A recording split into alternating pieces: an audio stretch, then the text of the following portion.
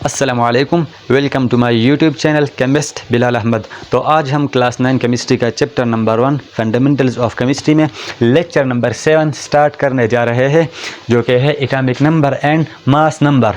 तो सबसे पहले हम एटॉमिक नंबर को एक्सप्लेन करते हैं कि what is atomic number. Atomic number हमारे पास क्या होता है।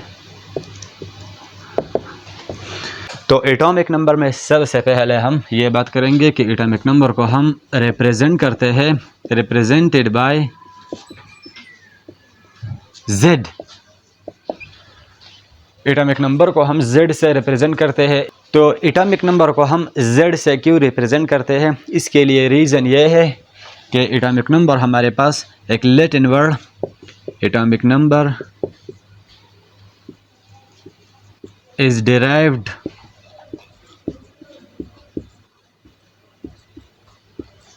from a Latin word ज़ाल से डिराइव्ड हुआ है। ज़ाल एक लैटिन वर्ड है हमारे पास, इस ज़ाल से हमारे पास एटॉमिक नंबर डिराइव हुआ है, तो इसीलिए हम इसको Z से रिप्रेजेंट करते हैं। तो अब आते हैं इसकी डिफिनीशन की तरफ। तो डिफिनीशन हमारे पास है, the number of protons present in the nucleus of an atom is called atomic number. मतलब एटम में हमारे पास जितने प्रोटॉन्स होते हैं, प्रोटॉन का जो नंबर होता है, तो उसे हम एटॉमिक नंबर कहते हैं। अब दूसरा डिफिनीशन हम इसका इस तरह भी लिख सकते हैं। ये तो हमारा फर्स्ट डिफिनीशन हो गया, और सेकेंडली हम इस तरह भी लिख सकते हैं। तो सेकंड डिफिनीशन हमारे पास है, द नंबर ऑफ प्रोटॉन्स और the number of electrons is called atomic number. मतलब कि नंबर ऑफ प्रोटॉन्स या नंबर ऑफ इलेक्ट्रॉन्स को हम उस एटम का एटॉमिक नंबर कहते हैं। तो अब इस डिफिनीशन को एक्सप्लेन करने के लिए, इस डिफिनीशंस को समझने के लिए हम एटम्स का स्ट्रक्चर ड्रा करते हैं, तो उससे फिर हम समझ जाएंगे। तो सपोज़ करें ये हमारे पास न्यूक्लियस हो गया, और इसमें हमारे पास न्यूट्रॉन्स एंड तो मान लो कि हमारे पास न्यूक्लियस हो गया, और इसमें न्यूट्रॉन्स है और ये प्रोटॉन्स है, और ये क्या है, न्यूक्लियस, इसमें न्यूट्रॉन्स और प्रोटॉन्स हैं। ये हमारे पास एटम के सेंटर में होता है, और इसके इर्द गिर्द हमारे पास ये सर्कुलर पाथ है।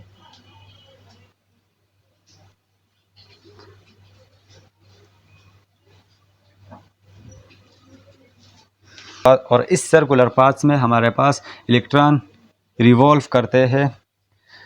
सेकंड में 8 हो गए, थर्ड में 18 हो गए। ये हम बाद में एक्सप्लेन करेंगे कि पहले में 2 के हुए, दूसरे में 8 है इलेक्ट्रॉन्स नंबर। तो अब सिर्फ इतना समझते हैं कि मान लो ये सारा एक एटम हो गया, ये पूरा का पूरा हमारे पास क्या हो गया, एटम। और इसमें ये जो सेंटर है, सेंटर, ये हमारे पास न्यूक्लियस हो गया। क्या हो गया, न्यूक्लियस। इस सेंटर वाले पार्ट को हम क्या कहते हैं, न्यूक्लियस।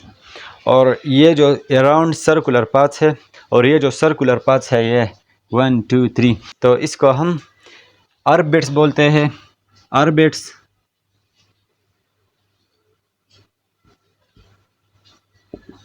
शेल या एनर्जी लेवल भी कह सकते हैं। तो सेंटर में हमारे पास न्यूक्लियस होता है, और न्यूक्लियस में हमारे पास न्यूट्रॉन्स एंड प्रोटॉन्स होते हैं। न्यूट्रॉन हमारे पास न्यूट्रल होता है, न्यूट्रॉन पर कोई भी चार्ज नहीं होता, और प्रोटॉन पर पॉजिटिव चार्ज होता है। और जो सर्कुलर पाथ में इलेक्ट्रॉन घूमते हैं, तो इस पर हमारे पास नेगेटिव चार्ज होता है। तो डिफिनीशन में हमने कहा था कि एटॉमिक नंबर को हम इस तरह डिफाइन करते हैं कि द नंबर ऑफ प्रोटॉन्स और द नंबर ऑफ इलेक्ट्रॉन, या नंबर ऑफ प्रोटॉन या नंबर ऑफ इलेक्ट्रॉन को हम एटॉमिक नंबर कहते हैं। तो इससे मालूम होता है कि हमारे पास न्यूट्रल एटम में नंबर ऑफ प्रोटॉन और नंबर ऑफ इलेक्ट्रॉन इक्वल होते हैं, बराबर होते हैं। इस बात का यह मतलब हुआ कि एटम हमारे पास इलेक्ट्रिकली न्यूट्रल होता है। इलेक्ट्रिकली न्यूट्रल का यह मतलब हुआ कि प्रोटॉन पर पॉजिटिव चार्ज है, इलेक्ट्रॉन पर नेगेटिव चार्ज है। तो ये positive charges and negative charges हमारे पास आपस में बैलेंस होंगे, तो इसलिए ये इलेक्ट्रिकली न्यूट्रल है, और इसलिए इसका नंबर भी सेम है। तो फॉर एग्जांपल सपोज करें अब हमारे पास किसी न्यूक्लियस में 11 प्रोटॉन है, तो इसका नंबर 11 होगा। अगर हमारे पास 12 प्रोटॉन है, तो इसका नंबर 12 होगा। मतलब जितने भी हमारे पास न्यूक्लियस में प्रोटॉन्स होते हैं तो वो नंबर ही इसका एटॉमिक नंबर होगा। और हमेशा याद रखें, हमेशा न्यूट्रल एटम में हमारे पास number of protons and number of electrons equal होंगे हमेशा न्यूट्रल एटम में, क्योंकि एटम हमारे पास इलेक्ट्रिकली न्यूट्रल होता है जब रिएक्शन ना करे तब, और जब रिएक्शन करे तो फिर ज़्यादा कम हो सकते हैं। तो अब हम एटम को मज़ीद समझते हैं कि फंडामेंटल पार्टिकल्स ऑफ एटम हमारे पास कौन से हैं। Fundamental particles of atom, fundamental particles of atom हमारे पास ये है इलेक्ट्रॉन,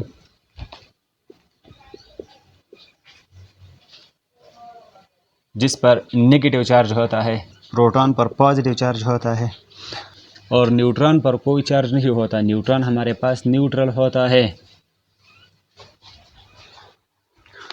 तो ये फंडामेंटल पार्टिकल्स ऑफ एटम हो गए electron, proton and neutron.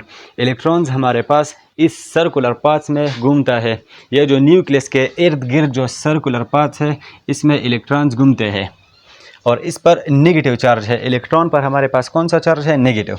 Proton and neutron हमारे पास न्यूक्लियस में होते हैं। प्रोटॉन्स और न्यूट्रॉन्स न्यूक्लियस के अंदर होते हैं in the centre of atom, और प्रोटॉन पर हमारे पास पॉजिटिव चार्ज होता है, जबकि न्यूट्रॉन पर हमारे पास कोई भी चार्ज नहीं होता, न्यूट्रॉन हमारे पास न्यूट्रल होता है।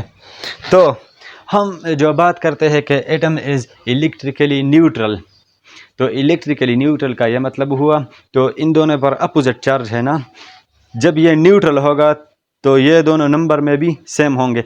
मतलब अगर एक एटम में 12 इलेक्ट्रॉन है तो 12 प्रोटॉन होंगे, इसलिए हम कहते हैं कि द नंबर ऑफ प्रोटॉन और the number of electron is said to be atomic number. अगर न्यूट्रल एटम में हमारे पास प्रोटॉन और इलेक्ट्रॉन का नंबर सेम है तो फिर हम ये कह सकते हैं कि atomic number is the number of proton और द नंबर ऑफ इलेक्ट्रॉन कह सकते हैं ना, क्योंकि इन दोनों का प्रोटॉन और इलेक्ट्रॉन का नंबर तो वैसे भी सेम है। अगर हम प्रोटॉन का नंबर ले लें और या इलेक्ट्रॉन का नंबर ले लें तो दोनों को हम एटॉमिक नंबर कह सकते हैं।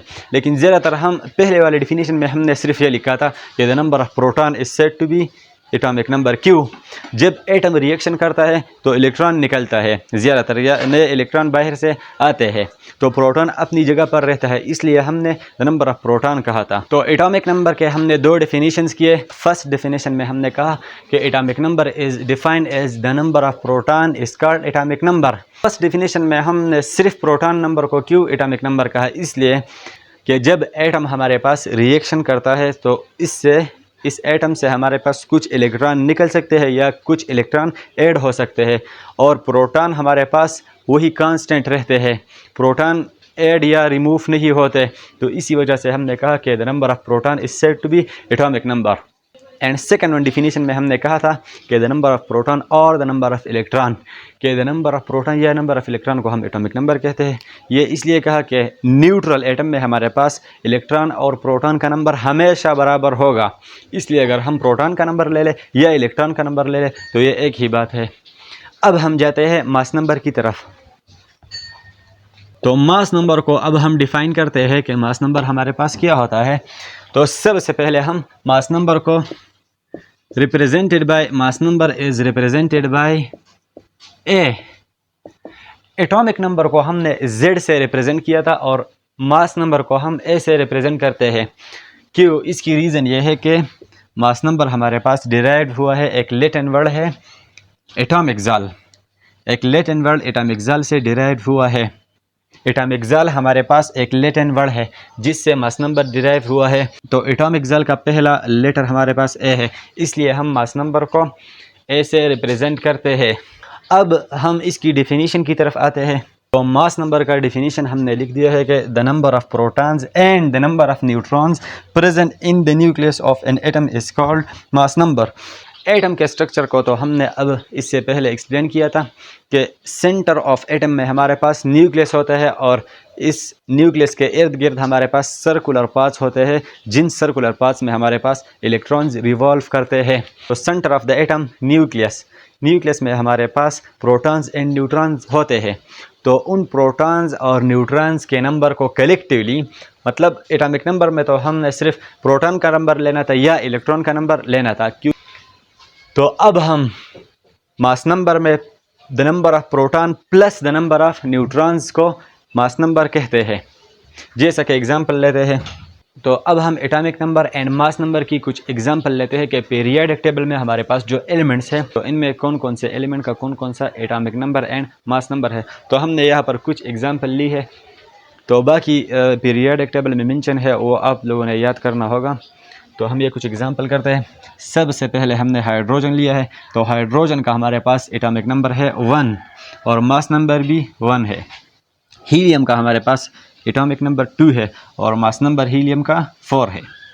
कार्बन का एटॉमिक नंबर 6 है और मास नंबर 12 है। ऑक्सीजन का एटॉमिक नंबर 8 है हमारे पास और ऑक्सीजन का मास नंबर 16 है। सोडियम का एटॉमिक नंबर 11 है और सोडियम का मास नंबर 23 है, 23। क्लोरीन का एटॉमिक नंबर 17 है, 17, और क्लोरीन का मास नंबर 35.5 है। कितना है? 35.5। तो यह हमने कुछ एग्जांपल ली है atomic number and mass number की। उम्मीद करते हैं कि आपको ये आज का topic atomic number and mass number समझ में आया होगा। तो ये आज का हमारा लेक्चर नंबर 7 था, जो कि क्लास 9 केमिस्ट्री में chapter number 1 fundamentals of chemistry में हमने पढ़ा। तो इंशाल्लाह नेक्स्ट हम लेक्चर नंबर 8 पढ़ेंगे।